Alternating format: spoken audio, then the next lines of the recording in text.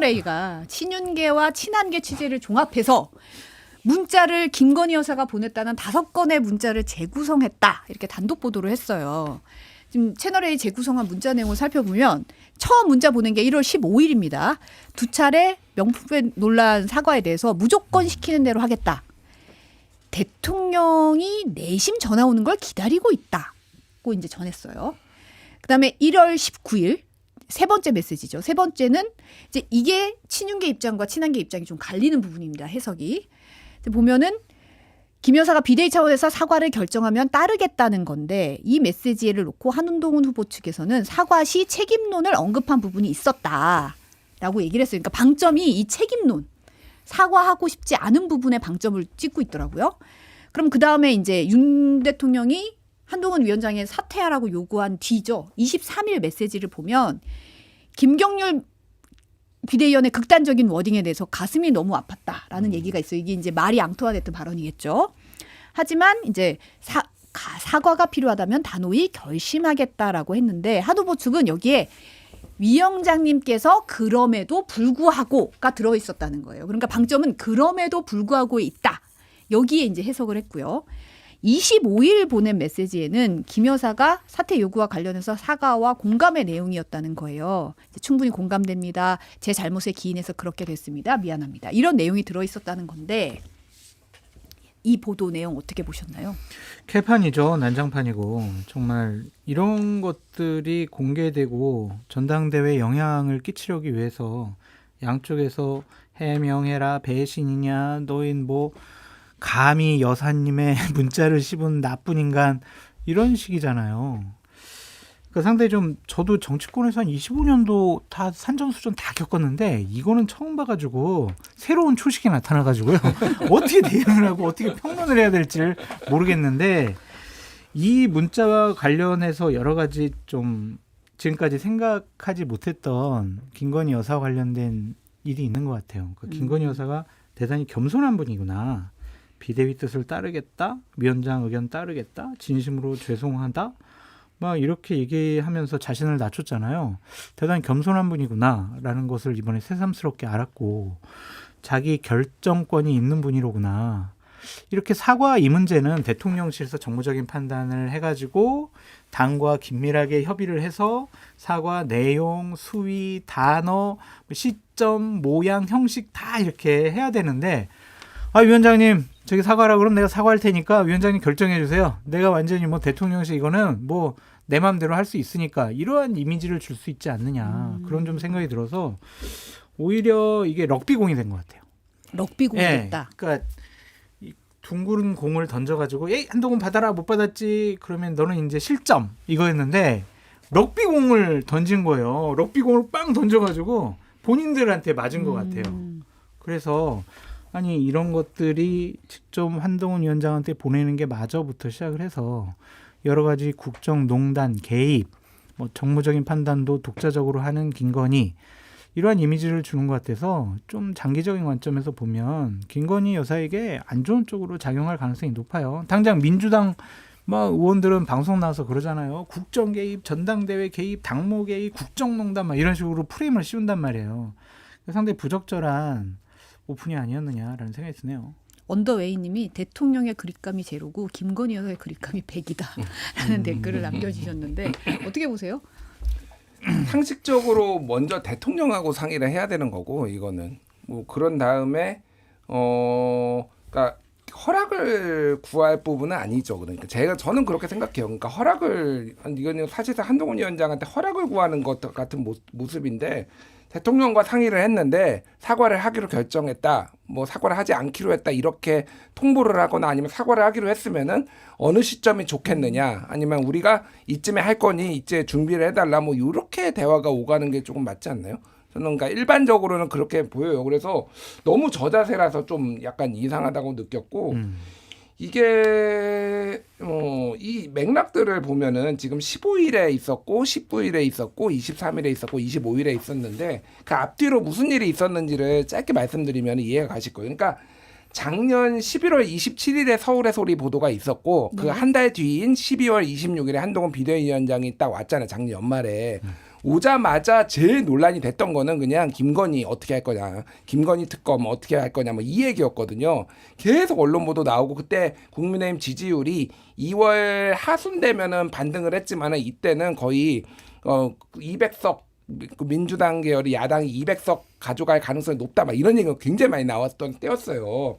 그때 1월 8일 날 김경률 비대위원이 뭐라고 얘기했냐면은 6글자를 말하지도 못하는 상황이다. 김건희 명품백 아니면 김건희 리스크 뭐 이런 상황이었고 그 다음에 이제 1월 15일 날 그 문자가 2차례 갔다라는 거 아니에요. 그래서 무조건 시키는 대로 하겠다 그렇게 나왔고 이틀 뒤에 김경률이 나와가지고 JTBC에서 이제 뭐 소위 말하는 마리 앙뚜아네트 발언 정확하게 이렇게 얘기해요. 프랑스 혁명이 왜 일어났는가?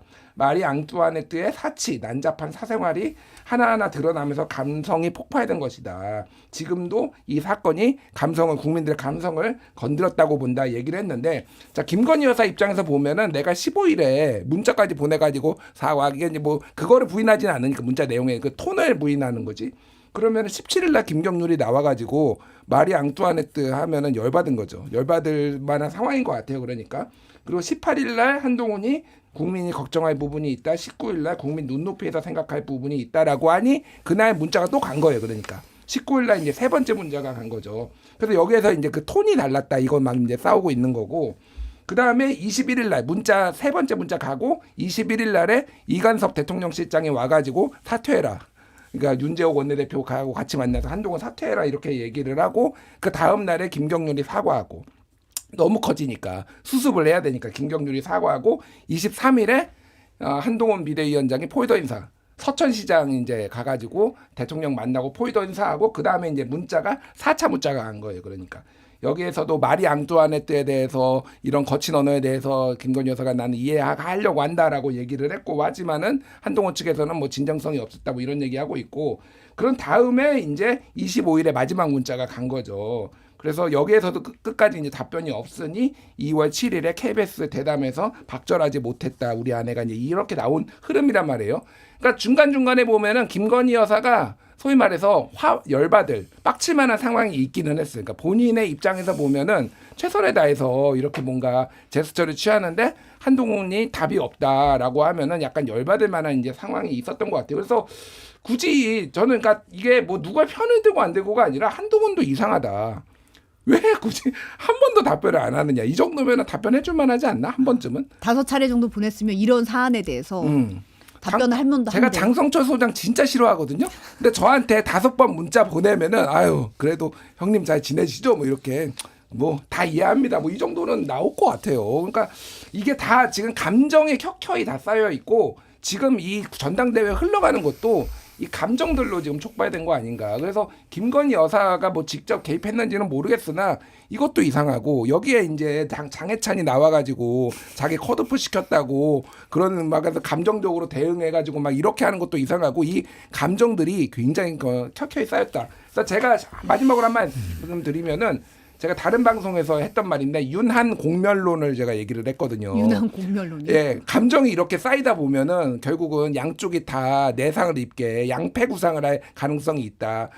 이를테면은 최상병 특검 통과시키고 그러면은 대통령이 한동훈 특검 거부권 행사 안 하고 막 이러면서 진짜 제가 보기에는 그게 약간 처음에는 약간 재미로 얘기했는데 현실이 돼가는 거 아닌가 약간 그런 생각이 들어요. 지금 감정이 너무 쌓였어요. 네. 조국혁신당 조국 의원 같은 경우는 김건희 여사가 다른 의원들과 장관들에게도 문자를 보내서 국정에 개입했을 가능성이 크다. 김건희 여사의 휴대폰을 압수수색해야 한다. 우리가 이 지점에서 국정농단은 선출되지 않은 권력이 국정에 개입하는 것을 말하는데 사인에 불과한 김건희 여사가 이런 식으로 하는 거 문제 있다. 이 부분을 봐야 한다라고 지적을 했어요. 저도 뭐 했으면 좋겠어요. 여러 가지 재밌는 일들이 많이 벌어질 것 같고 여러 가지 우리가 추측하고 상상하고 분석만 했던 것들이 명백하게 드러날 거는 같은데 뭐 어떻게 김 여사 휴대폰 압수수색을 하겠어요. 그래서 이건 불가능한 일이고 정치적인 공세일 가능성이 높은데 그러니까 이런 것들이 안 좋은 거예요. 계속 국민들에게 김건희 여사가 야 주도권이 있구나. 국정에 개입하는구나. 대통령보다 세구나. 막 이러한 인식을 계속 마일리지처럼 차곡차곡 쌓고 있다라는 좀 생각이 들고 좀 정신 차려라 그렇게 좀 얘기하고 싶습니다. 그러니까 조국 대표에게 하는 게 아니라 여권 전체에 대해서 이렇게 일심 문자 가지고 계속 논란 불러일으키는 게 국민들이 놀고 있네 이렇게 생각하지 않을까요? 참 창피한 줄 알아야 된다라는 생각이 듭니다. 누가 하여튼 이것을 공개하고 문제 삼자라고 정무적인 판단을 통해서 결정했는지 모르겠지만 오늘 아침 동아일보 보도 보면 이철규 의원이 한 거 아니야? 뭐 그런 얘기가 나오지만 이철규 의원은 아니라고 했어요. 근데 누군가는 했겠죠. 그 사람은 국민의힘뿐만이 아니라 보수파 내에서 쫓아내버려야 된다. 그렇게까지 말씀드립니다. 쫓아내야 된다. 그럼요. 이러한 저급한 정치적인 행위를 하는 게 말이 되냐고요, 이게. 그러니까 뭐 저는 조국 혁신당이 주장한 거가 현실적으로 쉽지는 않겠지만은 여권 입장에서 보면은 김건희 특검법을 목숨 걸고 막아야 될 이유가 생긴 거 아닌가 그런 생각이 들어요. 그러니까 지금 요 문자만으로도 이렇게 난리가 나는데 뭐 다양한 사람들하고 통화를 하거나 문자를 보냈을 상황이 있고 특히 그 이제 비례대표 그때 공천 과정에서 소위 말해서 김건희 라인이다 아니면은 뭐 윤석열 대통령이 선호하는 사람들이 들어갔다더라 얘기가 있었는데 그 사람들이 다 잘리고 한동훈 사람으로 채워놔서 또 갈등이 있었잖아요. 문자나 전화 통화가 없었을까요 거기에? 이거는 그럼 완전 당무 개입이건 빼도 빼박이라고 이제 할 수 있을 정도로 그러니까 이건 목숨 걸고 아마 막을 수밖에 없는 지금 그런 상황이 될 것 같아요 지금. 추정컨대 뭐가 더 있지 않을까라는 추정이 좀 합리적 의심이 든다 아니, 이런 추정이 말씀이죠. 아니라 사실이죠. 뭘 추정? 뭘 이렇게 겁을 내요? 사실이지. 이제 한동훈 후보 측이 이제 이 문자가 이 시점에 공개된 게 비정상적인 당무 개입이라는 입장이에요. 뭐 이번 사태가 이제 당무 개입 논란으로 확산이 되니까 대통령실에서 이제 입장을 내놨는데. 고위 관계자가 국민의힘 전당대회 선거 과정에서 일절 개입과 관여를 하지 않았고 앞으로도 그럴 것이라고 밝혔습니다. 주어가 달라요. 주어가 다르다. 대통령실은 개입을 안 해요. 김건희 여사가 개입하고 있잖아요. 그러니까 우리가 한 열흘 전쯤에 김건희 여사가 대통령실 관계자를 불러가지고 그냥 뭐 한동훈 후보가 당대표 되는 걸 그냥 두고 볼 거냐. 그런 얘기를 했다라는 설과 여러 가지 그냥 음모와 얘기들이 막 돌아다니더라고요. 여의도 정치권에. 전 사실이라고 믿지가 않는데 그런 일들이 벌어지고 난 다음에 소문이 나고 난 다음에 김건희 여사 문자가 공개됐단 말이에요. 그러면 좋아요. 김건희 여사가 공개를 했다라고 볼 수도 있는 거고 김건희 여사가 특정한 윤핵관에게 얘기를 해가지고 공개하세요라고 했든지 아니면 윤핵관이 미리 알고 있다가 김건희 여사한테 연락을 해가지고 저 판을 흔들어야 되니까 이거 공개해도 될까요? 라고 했다든지 뭐든지 김건희 여사가 오케이 하지 않았으면 이 문자가 공개 안 됐을 거예요. 그렇지 않아요? 그럼 김건희 여사가 전당대회에 무리하게 개입하고 있다라고 우리가 결론을 내릴 수밖에 없죠. 그래서 이러한 일들이 정말 오늘 조선일보 사설에서도 대통령실 뭐 당신들 말 못 믿겠어 이런 정도의 사설까지 내용까지 드러나고 있는데 상당히 부적절하고 잘못된 일이 계속 반복되고 있다. 제발 좀 대통령 부부, 대통령실, 여당 전당대회 관심 좀 끊으시라. 그냥 자기들끼리 하게 좀 냅두세요. 왜 그래요 자꾸. 그렇죠?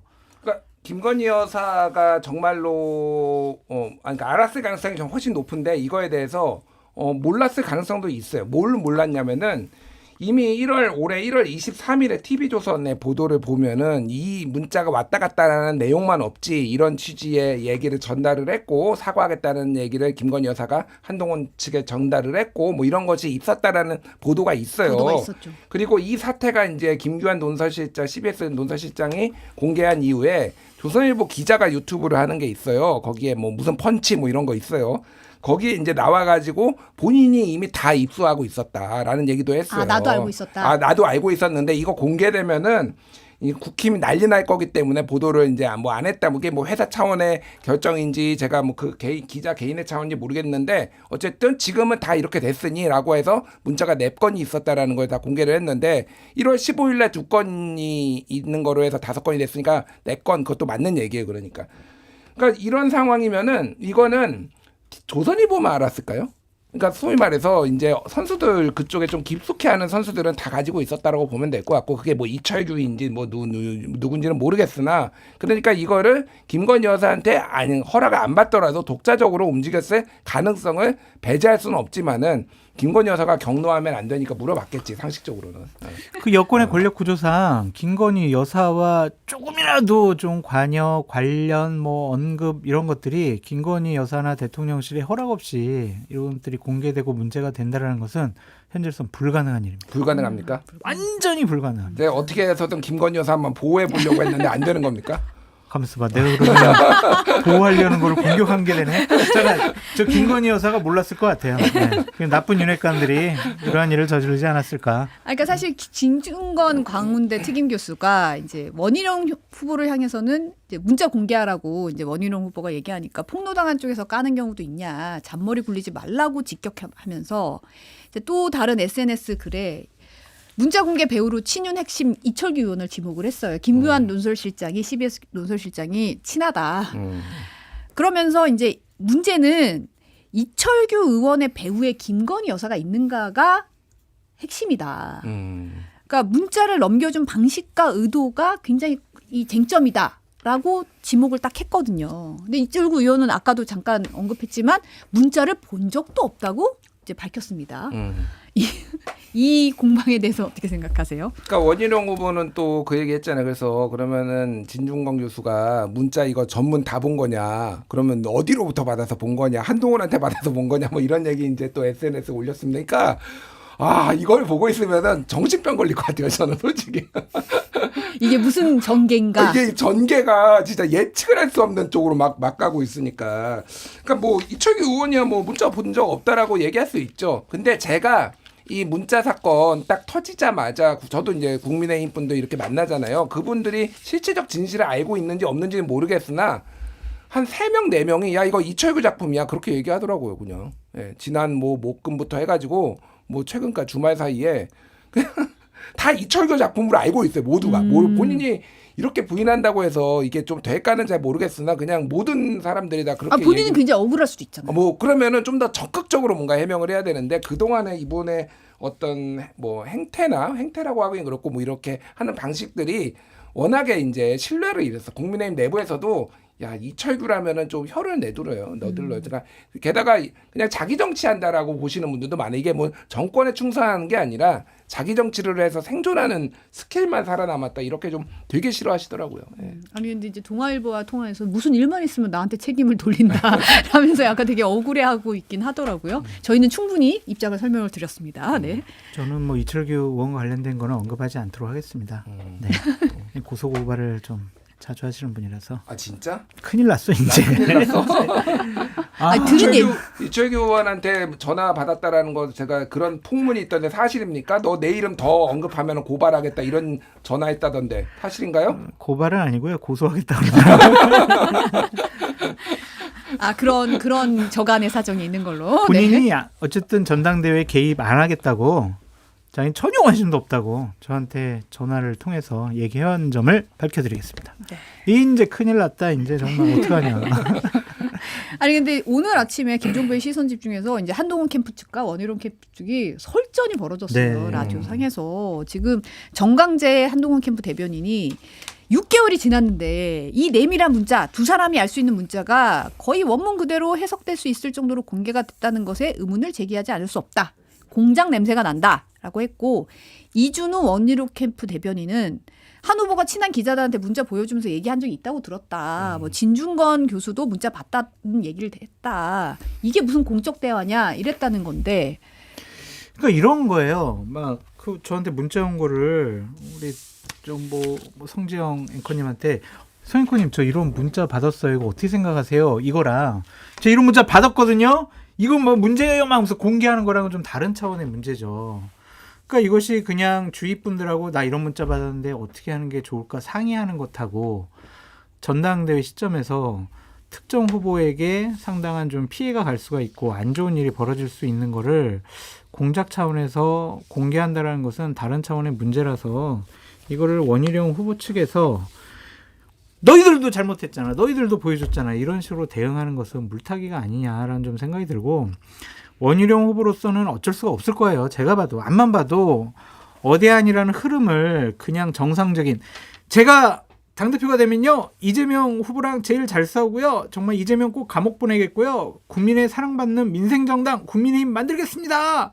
라고 한들 당원들이 그래 맞아 원희룡 뽑아야지 이러진 않을 거예요. 결국에는 선거 전 혼탁하게 만들어가지고 네거티브 해가지고 한동훈 나쁘거든요. 한동훈 뽑으면 안 된다고요. 배신자라니까요. 한동훈 뽑으면요 윤석열 대통령 탄핵당해요.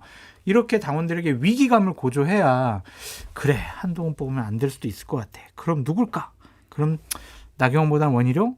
이렇게 생각할 수 있는 당원들에게 혼란스러운 상황을 던져줘야 본인에게 유리하다고 생각을 했을 거는 같은데 이거는 한동훈 망하게 하는 게 아니라 보수우파, 여권, 국민의힘과 용산 다 망하게 하는 거예요. 이러다 우리 다 죽어, 다 망해 네. 이런 겁니까? 그 대단히 부적절하고 잘못된 일이 계속 반복되고 있다라는 생각이 드네요. 그럼 장 소장님은 지금 이 상황이 결국은 한동훈 후보한테 그렇게 뭐가 마이너스가 되지 않을 거라고 보시는 거예요? 불리하지 않을 것 같다는 좀 생각이 들어요. 그러니까 당원들이 진짜 한동훈 진짜 나쁜 사람이네. 대통령 여사님 이 문자를 씹다니 정말 나쁜 사람.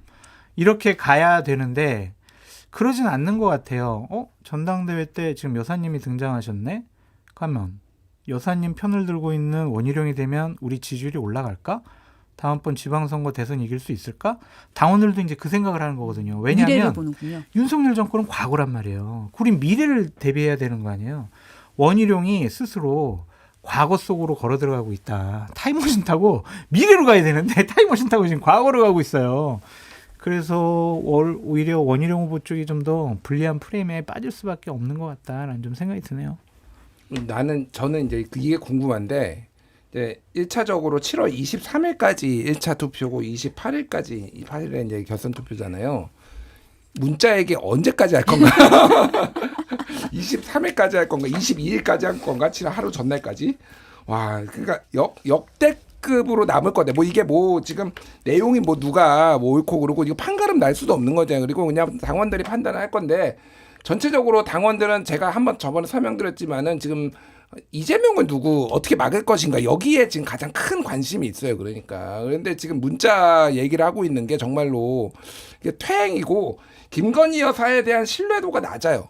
김건희 여사에 대한 호감도도 낮아요. 그래서 이게 이제 보수가 예의 범절 중시하고 뭐 그런 것도 알겠는데 이거는 저는 안 먹히는 프레임이다. 먹히기 그러니까 그냥 본인이 가진 입장만 강화하는 원래 한동훈 싫어했던 분은 한동훈은 이래서 안 되라고 더 투표할 명분이 생기는 거고 뭐가 됐든 야 한동훈은 어쨌든 이게 가능성이 있는 거 아니야. 원희룡 되면은 다 망해. 맨날 저 선거 이렇게 생각하시는 분들은 더 강화를 할 수밖에 없는 그런 이런 기제로 좀 작동할 것 같아요. 제가 이제 주말에 뭐 여러 분들하고 통화를 하다가 좀 누가 뭐 알려주던데 대통령실과 원희룡 후보 측은 이 문자 사건과 관련해서 대응하고 조치하려고 하는 방식이 좀 다른 것 같아요. 아, 다르다. 일설에 의하면 어쨌든 이것도 뭐 그냥 우리 거의 확인된 거죠. 그러니까 홍철호 정무수석이 정광재 대변인이 지금 한동훈 후보 측 대변인 맡고 있는데 전화해서 문자 논란과 관련해서 더 이상 우리 확전하지 말자. 더 이상 언급하지 말아라.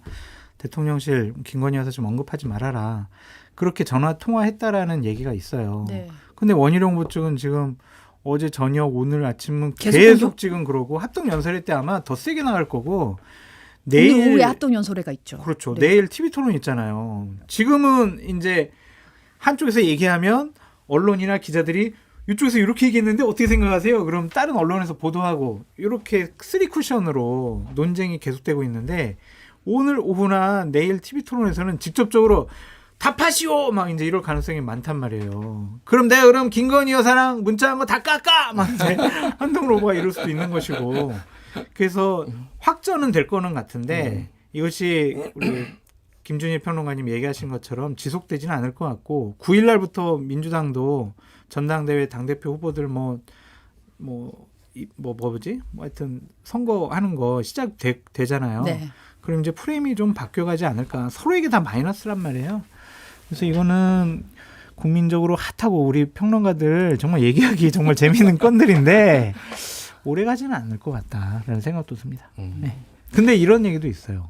원희룡 후보 측에서 더 자극적이고 더 관심을 확 끌만한 문자 내용이 있다. 그거 내일 TV 토론 때 까겠다. 아, 추가 폭로할 게 있다. 네, 그런 얘기도 있더라고요. 그래서 내일 TV 토론 많은 국민들 관심 있게 지켜보실 것 같아요. 아니 근데 TV 토론에서 앞으로 어떻게 하겠다라는 미래 비전에 대한 얘기가 나와야지. 제가 여사님과 이런 내용을 주고받은 내용을 확보했습니다, 여러분 하면 국민들이 좋아할까요? 관심은 많이. 꿀잼이죠, 꿀잼. 그러니까 관전잼은 있는데. 약간 나오나 기자회견 막 이런 사태가 벌어지지 않을까 약간 그런. 제가 이 자리에서 뭐 보여드려 되겠습니까? 이러면서.